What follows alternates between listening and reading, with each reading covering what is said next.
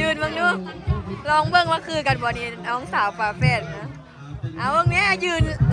สุมายืนเหียงกันเลยนะเด้อผู้ใดว่าคือกันแน่เนี่ยอันนี้ซื้อจอยนี่ซื้อตุ้ยแต่ว่าเดี๋ยวนี้ซ้ำกันละเป็นหมู่พันกันหมดละสบายดียินดีต้อนรับทุกคนเข้าสู่ช่องติ๊กสาววาวลงสารเด้อตอนนี้กำลังเตรียมตัวที่ออกไปเดินทางไปงานแต่งงานโด่งมันพี่น้องท่าบางตันมาครับอยู่อีพี่น้องที่ออกไปตอนนั้น5 โมงเช้าพากันเกี่ยมเครื่องตั้งแต่5 โมงตื่นแต่5 โมงเช้าล้านเอ็มเจ็บท้องสิเท้าทันเจ็บท้องก็เลยว่าเพื่อนพาไปหมอกินยาเสื้อไข่แล้วได้กินยาใส่แล้วว่าเอาไข่แล้วอีแม่ก็เจ็บท้องว่าเนี่ยไปชิบไปแล้วมีแต่คนตื่นเพิ่นว่าจังน้อยออกมาว่าจังดิเพิ่นมีเพิ่นเข้าเฮือนเพิ่นเอ็มมาอยู่ที่นี่แม่ปวดตั้งหูแม่ปวดตั้งหูให้เฮาดูสิใส่เป็นตั้งหูเพชรคุณใส่ได้สิสิใส่ตั้งหูเพชรเอาดูช่วงโมมันเครื่องประดับเมื่อวานก็ดึงคือบ่ออกว่ะ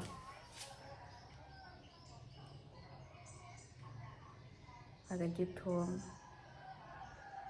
กินนั่นเด้อเจ็บท้องแล้วได้กินตะกะปุนหวานว่ะขอบคุณกับโซจีส้มมันเผ็ดตอนนี้เอาไข่ละว่าบุฟเฟ่ต์ใส่แล้วก็บ่เคยได้แกะมันฮักเขาแกมัน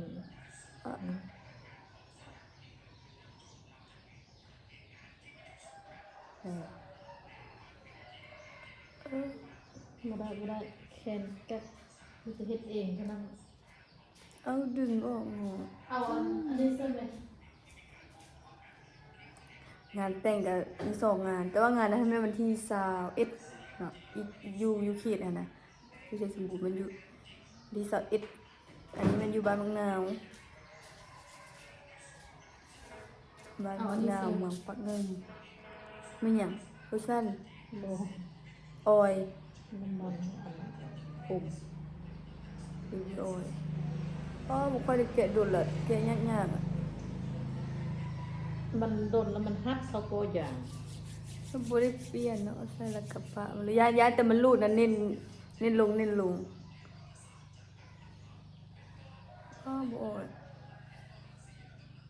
นะมันฮัดเขา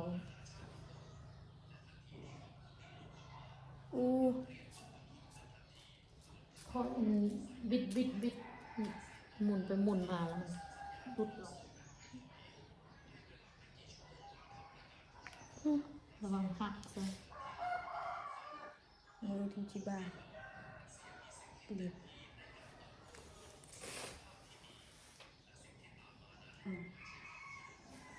บโดนว่าเด่นปวดดุนหักเราไปเปลี่ยนหมดหลายหักเราไปเปลี่ยนหมดหลายบ่ได้หักหรอบ่มันแขนเขาได้ดาวนะตัวนี้หิ้งแก้นเลยตอนนี้บอตันก็มาหับละไปเชี่ยวออกไปเอาตุ้ยดิไม่เชี่ยวออกไป3พ่อลูกนึงพ่อติ๊กแล้วกับน้องสาวใส่แม่อะไรอยู่เฮือนเพราะว่าแม่เมารถไปทางไก่บ่ได้นะไก่ก็ยังบ่ได้นะทางเรารถ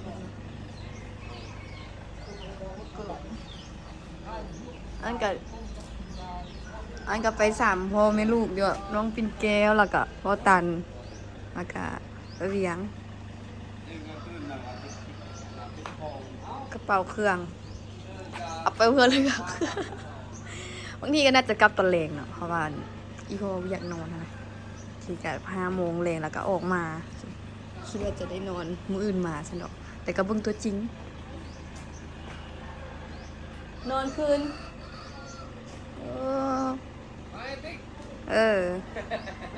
ตุ้ยนอนคืนเนี่ยนะวันนี้อากาศกระบอนะปันใดบ่มีหมอกปันใดบ่ หนาวอยู่แต่กระโบหนาวเฮงเทอแต่ละมื้อหั่นนะแต่ละมื้อนี่อู้น้ำหมอกนี่ปกคลุมหลายสุดไปนะวะได้ดีเด้อเดี๋ยวขึ้นรถก่อน รับแห้งกับอะไร ว่าบนหนาวเนี่ยปากออกควันเลยบริเวณของจากองศาท้าน้องสาวไม่อยากขึ้นรถด้วยกันเพราะว่าไม่ค่อยได้ขึ้นรถโดนละบินด้วยกันนะไม่ค่อยได้เดินทางแล้วมันก็นั่นเด้คำว่าเดินทางตลอดก็คือรู้สึกว่าวินรถบ่เมารถแต่ว่าเขาโดนเลยเดินทางแล้วรู้สึกว่าวินรถเมารถแล้วกันเพราะว่าเขาบ่ลึงรถเด้เนาะไว้เด้นะมึงไม่ขอออกปากเพราะเติมบนหนาวแต่ก็ธรรมดาแต่ก็แบบบนหนาวหลายแต่ก็พัดแต่เดี๋ยววะก็หนาวเอาอย่างนั้นแบบนี้ตะวันตะเวนกำลังเริ่มคืนเลยนี่นะ7 โมงยัง7:16กูเลยเดินทางออกไปกำลังขึ้นภูยูเลยฮอดภูยูเราจะมีสัญญาณนะได้ ทางเลี้ยวเบิ้งเดี๋ยวนึงบนเด็กไฟหญ้าตามเบิ้งไฟกันเลยนี่ก่อนหญ้าไฟมัน จะพูดปั่นหมวก ป้ารถคนนั้นไหม ไม่เห็นรถจะ อันนั้นแลมเอ็ดนะคิดดึก รถแห่เนาะ รถแห่ รถลากรถแห่ ธรรมดาของรถน้ำดิหลายคันเนาะ3-4 คันเลี้ยนเดียวมันก็เป็นเฮงโอ้ ไม่เห็นรถทางเลย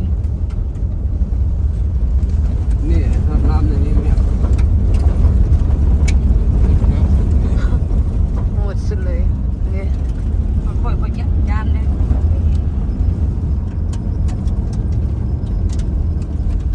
มาหอดแล้วทุกคนกำลังเตรียมงานไม่พายอีก มี2 งานเมื่อกี้ไปบุถึงงาน เราก็ไม่ได้เห็นเยอะหลายเนาะเป็นงานน้อยๆงานน้อยๆอยู่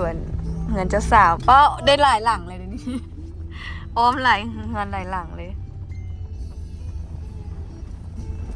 เดินโอมิน เอา ตี ไปรถใหม่ เจอ เดี๋ยวสอกวันจอดรถกัน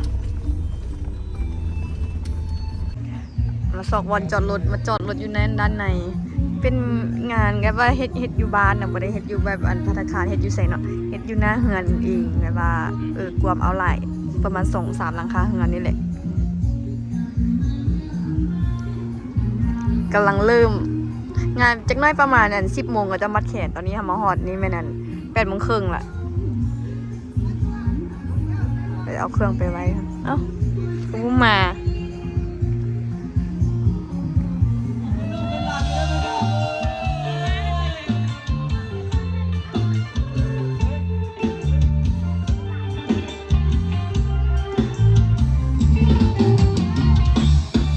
เจ้าสาวคำคาหัวใจยังลอยเป้าคอยผ่านดีกว่าโอ้น้องเปิดประตูโอ้น้องเปิดประตูคอยช้ามาเข้าวิวาสปรารถนาดังใจ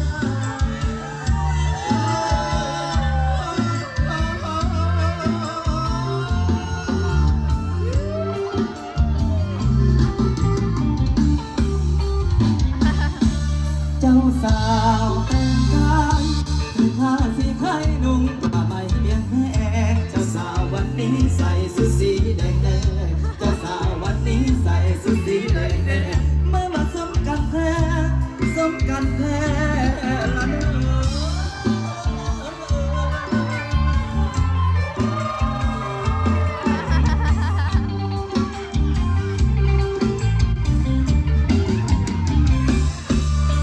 ถ้าดองน้องเห็นบ่เบิ่งมองจะเสียใจได้กันแล้วจะหามาเกินไงได้กันแล้วจะหามาเช่นใดหากบ่พอผู้ใดเฮ็ดอะไรบาดนี้แม่เฒ่ารุ่นพรยอดยานให้เลยเด้อออกมาลูกคนเคยในนั้นแม่เฒ่า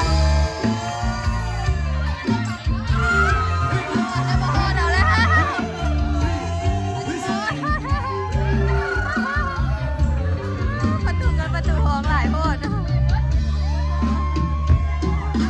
โอ้โหนะคะ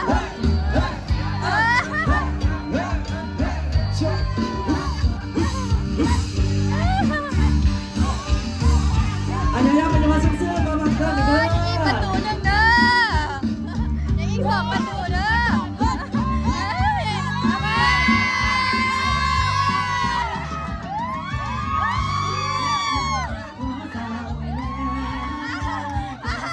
ยังอีก2ประตูยังอีก2ประตูยังอีก2ประตู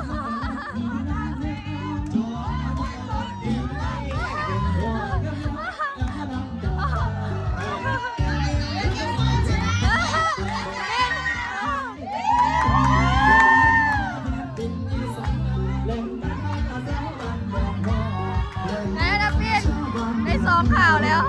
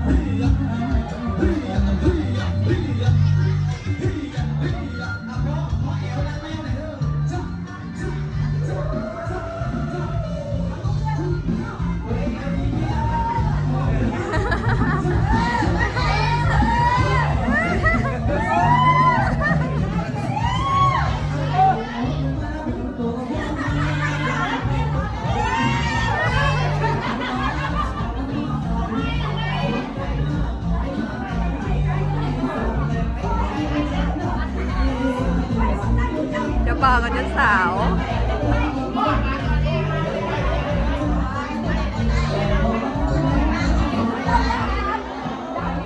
อันนี้ก็ปิดอันไฟจะเบา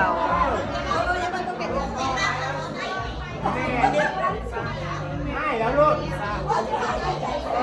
ให้คอยดูคอยบอกแล้วอยากรอดก็เป็นอย่างนั้น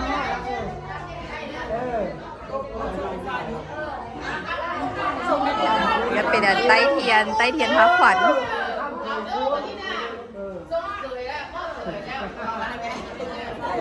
เอามาไหนพี่มอบคุยแล้วก็ได้นะเอามาพี่มาไม่ทำเลยแม่ดูเคยมันมาหน่อยเห็นบอกว่านี่ก็เป็นบรรยากาศหลังบ้านปันข้าวไม่กินข้าวเศร้าแต่ชิไปซอกกันซอกกินข้าวกันเป็นเฮ็ดอย่างกินเลยเนี่ยไอ้ซุปผักเหรอซุปผักลาบแล้วก็ยำสลัด3อย่างเนาะยังบ่ทันได้ซาวมีแต่แล้วอันขวดแล้วก็ซาวเลยโอ้รุ่นเดียวกันแล้วนี่น่ะเดี๋ยวบ่เห็นกันดนสาวน้ำฝนนี่ไอ้ที่น้องทางยังจันทร์เพิ่นหาก็ฮอดเนาะเดี๋ยวเขาจะไปซอกกินข้าวกันโอ้ยหน้างานไม่กินข้าวแต่เศร้าคุณน่ะแล้วก็มีฝืนมีน้ำอันนี้เป็นน้ำฝืนแกงวะเดี๋ยวว่าน้ำฝืนแกงเพี้ยเนาะอันนี้แกงอะไรแกง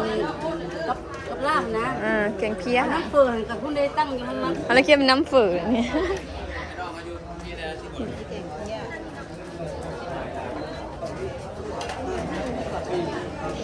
ไก่อ่ะต้มไก่ซุปผักนี่ยำสลัดผักกับจิ้มผักกับกับเฝอเครื่องปรุง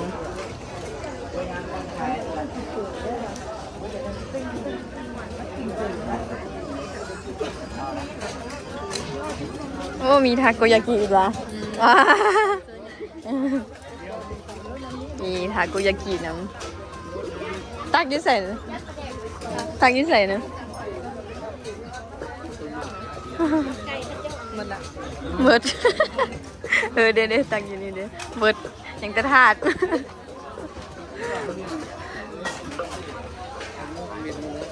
มีลาบดิบเอาเนาะเดี๋ยวกินอิ่มแล้วว่าปิน อิ่มแล้วอ่ะ แล้วก็แกะแล้วว่าซองน่ะโอ้ทีมแล้วเนาะ แม่มันเอาเด้มีเงินนิดนึงอ่ะเอาแล้วเงิน สองเป้าแล้วนั่นนะโตอีกตัวเองแต่งหนาอยู่ ยังไม่แล้ววันนี้ ยังเท่าสิตุ้ย ยะกำลังมากินโอ้ดิอันนี้เอาก็ได้วะทาโกยากิ อยากจับอันนี้ อันนี้ก็เป็นหมูจะบาวไปเดี๋ยวเขาสอดกินข้าวกันทุกคนไปกินข้าวแต่เช้าคุณน่ะ ติ๊กเลยติ๊ก วันนี้ก็ฮอดตอนที่พักแกนตาเป็นขึ้นไปถึงเวทีเนาะแล้วก็กล่าวคำเขากล่าวคำนี่อย่างวะกล่าวคำหูบุญ คุ คุณ ณทุก เนี่ คน ย ได้มีท่านข้าพเจ้าขอมอบเวทีเนาะให้ทั้งครูเบาสาวมอบระวงพิเศษเราถือว่าขอบครูสรุปใหม่เนาะขอเชิญเนาะ มีแต่พี่น้องนะเหลียวไปใส่ก็เห็นแต่พี่น้องหมด มุนเงินชื่น เกมแซ่บแฮ่วะ แซ่บแค่แกมเบียร์เนาะจะยังมีเบียร์ดูกินแด้เบียร์แกมไก่แล้วก็กินเบียร์นี่ เมามัน หัวนะเคยเจ้ามักหัวก็กินตีน มักแฮนผักกันแฮนตีนไก่อะ ตีนจ่อยได้ขอ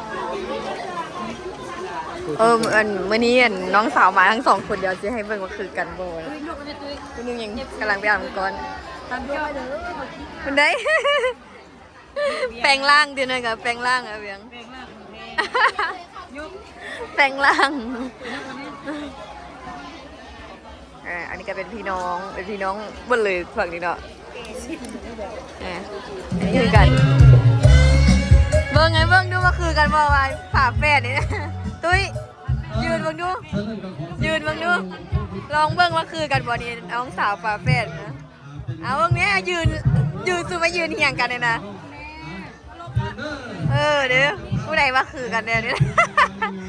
อันนี้ซื้อจอยนี่ซื้อตุ้ยแต่ว่าเดี๋ยวนี้ซ้ำกันละเป็นหมู่พันกันหมดละตายกันเลยคือกันเลยนะ3 คนเนอะ3 สาวเนี่ย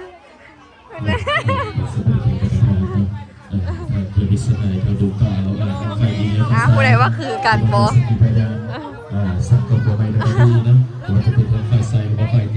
วันนี้เริ่มสิเป็นระบบสามัคคีแล้ววันนี้นะระบบคู่เบาสาวสมบัติสมบัติใหม่ดับดีเนาะขอให้เสริมเห็นเสริมดีเท่านี้กันเลยกันนะ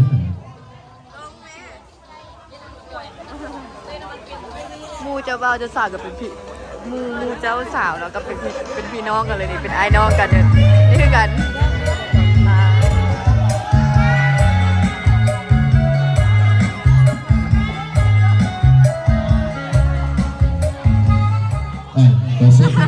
วันนี้กันจัดหอบละมงมูเจ้าสาวแต่ว่าเป็นเป็นไอ้น้องกันหมดเลยนี่ เป็นญาติกันหมดเลยนี่สาวๆนี่เป็นเจ้าสาวเอ้ยคนน้อย มาครบแล้วบอก เป็นคู่แล้ว มาครบแล้วสิเราได้เด็กพร้อมแล้วบอก มึงดูให้คำป๊อป ดูจะบอกดูจะสาวพร้อมแล้วบอกพร้อมกันแล้วพี่เราได้เด็ก นี่แต่พี่น้องหมดเลยนี่พี่น้องกับหมดเลยนี่ลูกเอ้ยลูกน้องกับหมดเลยนี่นะ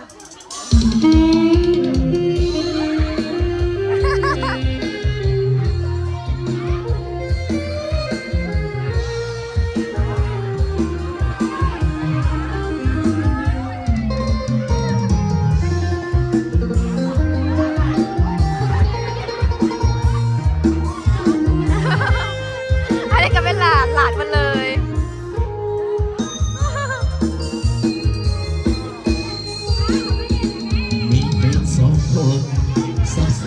น่าคุยน่าไม่ใส่ละ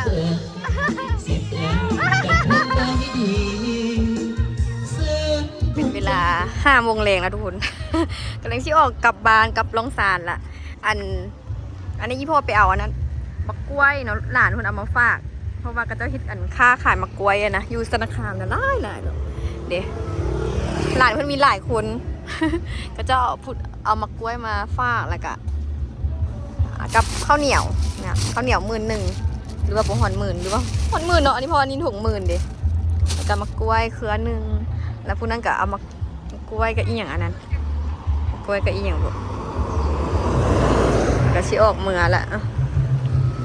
ก็จะบอกให้นอนอีพ่อบ่นอน เพราะว่าแม่อยู่ผู้เดียว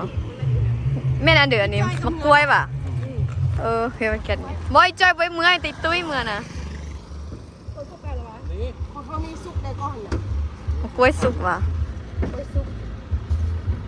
ไปทางปลอดภัยเด้อหมูไก่อ่ะ เมื่อก่อนน้อย แล้วก็สิเมือแหละเอามานี่แหละนี่เมือแล้ว เอามันออกเมื่อละคือว่าจะกินต่อ เกือบว่าทิมปลาหัน เป็นได้เดี๋ยวฟ้าเมื่อยให้หยังก็ฟ้าเมื่อยให้หยังเกินว่าเดี๋ยวมันตีเมื่อละบอกว่าเอารถขึ้นนี่เอารถขึ้นรถหันละเมือมันบอกเอาหมดแล้วมันเมือก่อนแล้วยามัน เมาละผู้ใดก็เมาแล้วเนาะ ก็เมาแล้ว เอามากันขับเจอ จุ้ยใจบุเมือสัน แต่อีตุ้ยอีจอยยัง ไปไปเมือ เดี๋ยวออกเมื่อกลับลองสารกันทุกคนวันนี้ เต็มเลยอันเนี้ยอันออกมาแล้วมาแวกเขาจีบานพาวเป็นเขาจีที่บ้านรถคิวก็จะมักแวค่ะนะที่ติดมาเราจะถ่ายซื้อเขาจีลาเนาะเขาจีอันนี้นะพี่โทรถามว่าเพื่อนจะกินเขาจีปาเต้บ่เพื่อนกับบุญยากให้เงินเขาบอกไม่เห็นยากแต่เขาจีปาเต้นะอันที่เอาเขาจีลาไปใส่นมใส่เนยนะมาสอกซื้อเนยกับบุมีที่บ้านกับบุมีเลยซื้อสองซื้ออย่างนี้คือซีมีได้อยู่เวียงเลยก็เลยว่าซื้อมีอันนี้ไปมีพัดสานอ่ะแซ่บๆนะกับขนมกริบ ขนมจีนอากาศที่ออกเมืองละ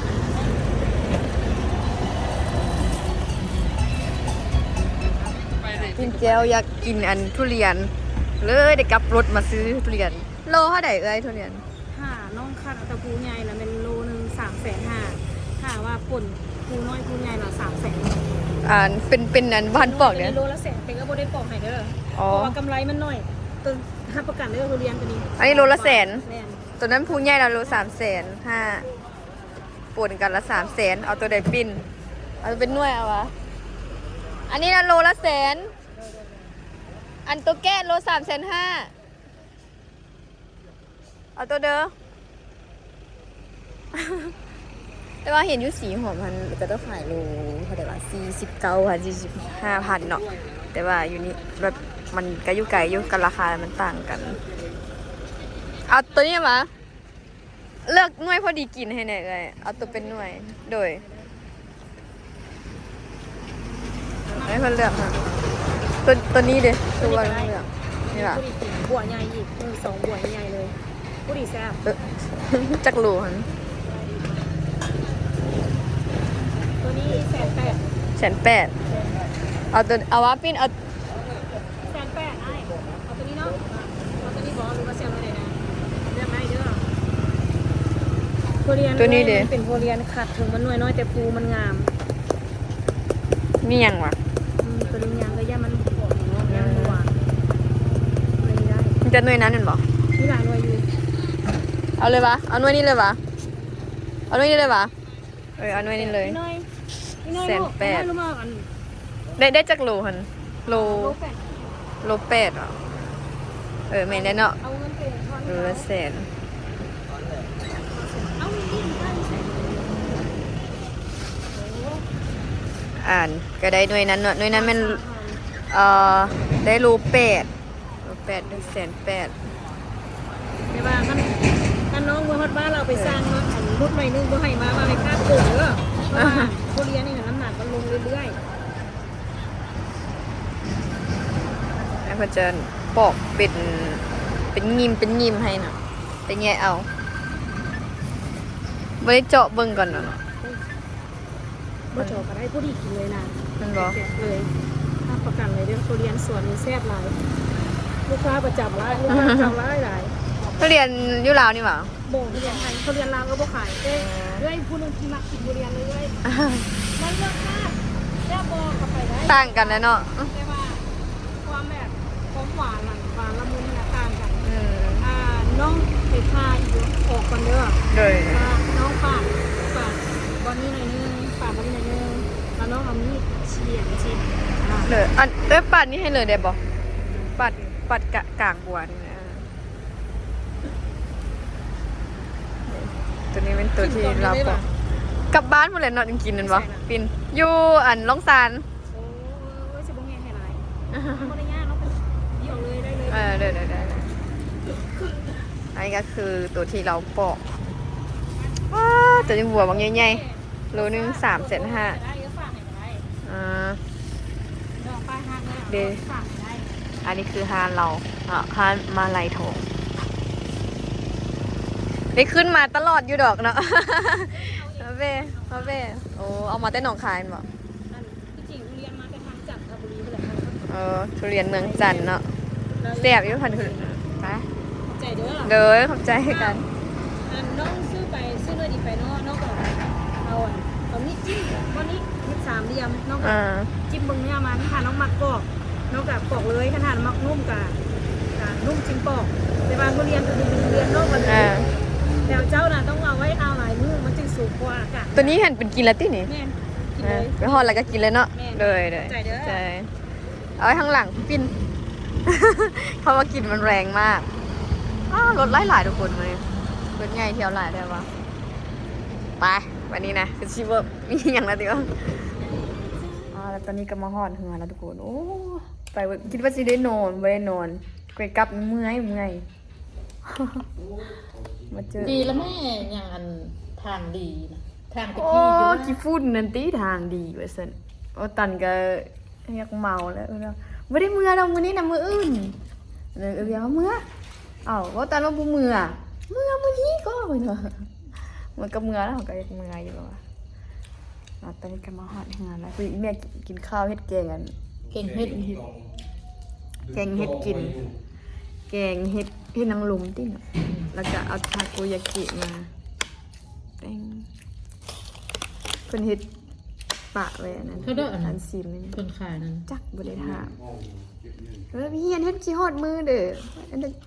เป็นนะมันง่ายๆนึง ง่ายเห็นมันโบยเลย ง่ายๆเจนก็ง่าย ง่ายแล้วก็เป็น ๆว่าหมูว่าแล้วบ่เป็นเนาะ